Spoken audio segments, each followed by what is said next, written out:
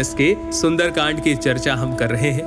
अब तक हमने हनुमान जी की सुरसा से भेंट, रावण के महल में उनका प्रवेश, विभीषण जी से उनका संवाद और सीता माता को मुद्रिका देना, ये सब सुना। भेंट करने के पश्चात हनुमान जी माता की आज्ञा से वाटिका में फल खाने जाते हैं और वाटिका को नष्ट कर देते हैं। रावण पुत्र अक्षय कुमार उन्हें रोकने के लिए आते तो हैं, परंतु हनुमान जी उनका वध कर देते हैं। जिसके बाद मेघनाद हनुमान जी को पकड़ने के लिए ब्रह्मास्त्र का प्रयोग करते हैं। ब्रह्मास्त्र की महिमा बनाए रखने के लिए हनुमान जी मूर्छित हो जाते हैं और मेघनाद उन्हें नागपाश में बांधकर रावण की सभा में लेकर आते हैं। अरे वानर, तू कौन है?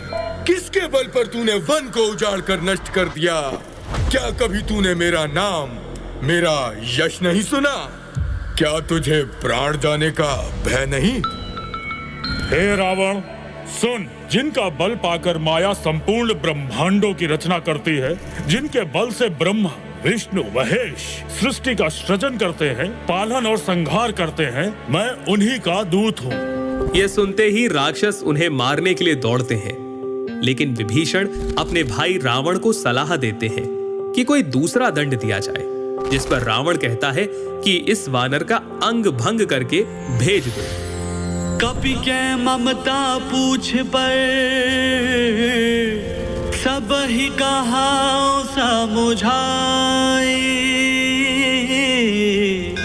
तेली बोरी पटी बांधी पुनी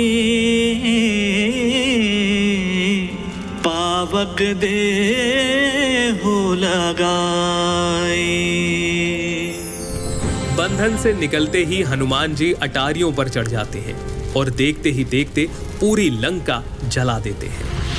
इसके बाद वो पुनः माता सीता से मिलने के लिए पहुंचते हैं और निशानी के तौर पर माता से चूड़ामणि प्राप्त करके उनसे विदा लेते हैं। हनुमान जी समुद्र लांघकर वापस आते हैं और श्री राम को सारा वृतांत कह सुनाते हैं। राम जी समुद्र तट पर आकर समुद्र से रास्ता देने की विनती करते हैं, लेकिन जब 3 दिन बीतने के बाद भी समुद्र नहीं मानता, तब रामचंद्र जी क्रोध से बाण चढ़ा लेते हैं। भयभीत होकर समुद्र प्रभु के चरणों में गिर पड़ता है और कहता है कि आप मेरे ऊपर सेतु बनाकर लंका की ओर प्रस्थान कीजिए। और इस प्रकार से सुंदरकांड समाप्त होता है। आगे सिटी की रामलीला में हम लोग बात करेंगे लंका कांड की।